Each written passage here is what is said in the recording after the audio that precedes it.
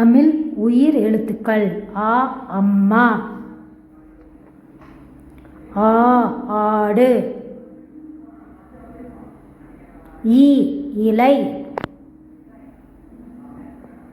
ஈ ஈசல், உ உரல், ஊ ஊஞ்சல், ஏ எலி,